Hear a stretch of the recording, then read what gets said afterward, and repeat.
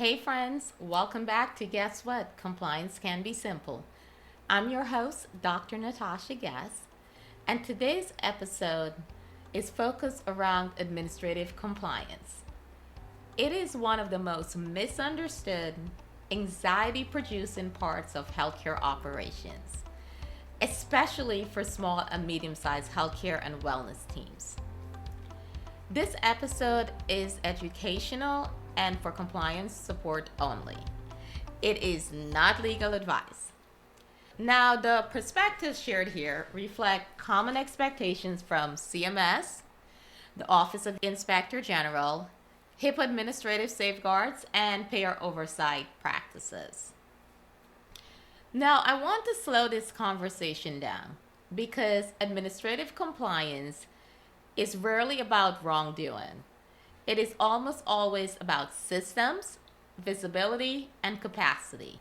And I know that when you receive a notice and it's for administrative compliance, it triggers panic. Every practice I've worked with, it triggers panic. Every practice I've worked with, they have had the same issue.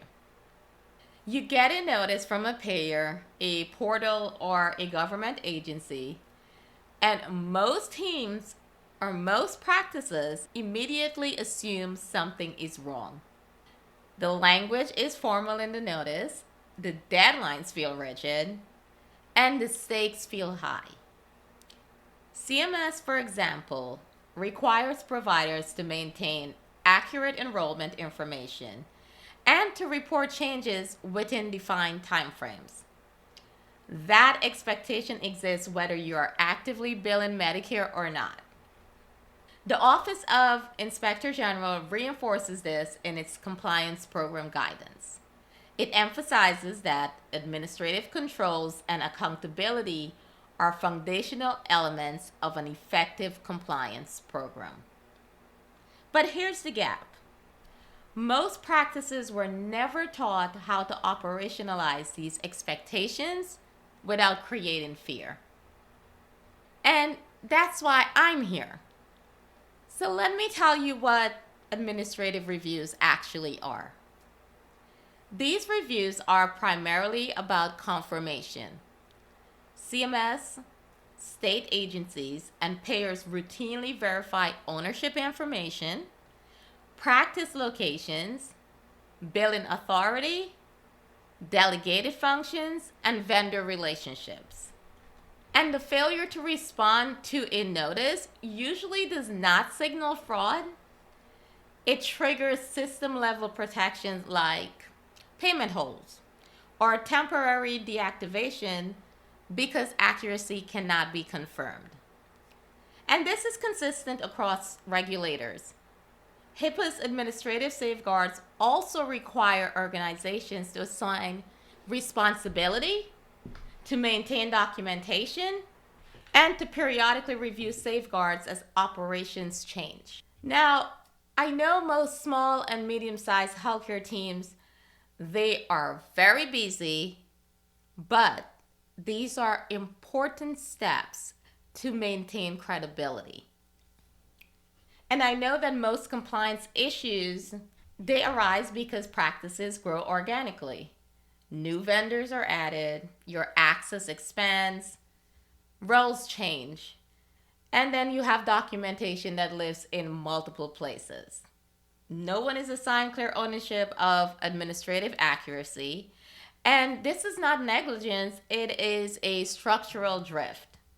I've worked with a wellness practice in the past that received a routine payer request to confirm vendor access.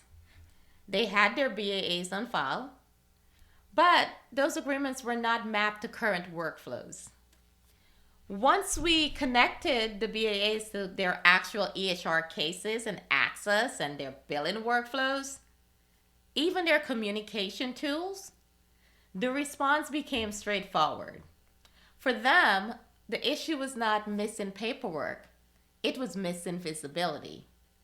Another practice I know of received a revalidation notice, and they automatically assumed that it was an audit, Their fear of that audit or what they thought was an audit delayed their response. Now, in doing so, their payments were temporarily paused, not because of compliance, but because the system had no confirmation. And this scenario is incredibly common. I have seen it many times. Now, let me ask you, if you were asked today to confirm ownership, to confirm your vendor access, or your enrollment details, could you do so without scrambling? If not, the issue is not your integrity. It is the absence of a system that supports administrative compliance. CMS expects accuracy and timely reporting. OIG expects oversight and accountability. How does regulatory expectations translate into operations? CMS expects accuracy and timely reporting. OIG expects oversight and accountability. And HIPAA expects administrative safeguards that evolve over time. Payers expect responsiveness.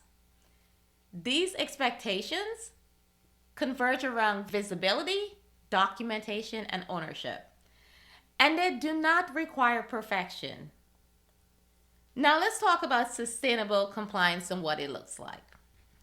Sustainable administrative compliance means that you're assigning ownership, you are tracking deadlines, you are updating records when changes occur, and you are centralizing your documents.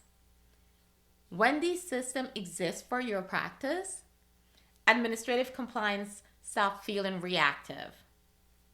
Let's ask yourself this question. Where does administrative compliance currently live in your practice? Is it assigned? Is it documented? Or does it surface only when a notice arrives? I hope that you can answer that question. But if you cannot, then you know where to start. And this is the type of operational clarity we work through inside the Compliance Support Hub. It focuses on systems, not on panic. If you'd like to join the Compliance Support Hub, the link is in the show notes. We would love to see you there. Now, administrative compliance should not induce fear. It should be predictable. And when structures exist in your practice, fear of those notices will diminish. Until next time, keep it simple, keep it compliant, and take care of yourselves and your team.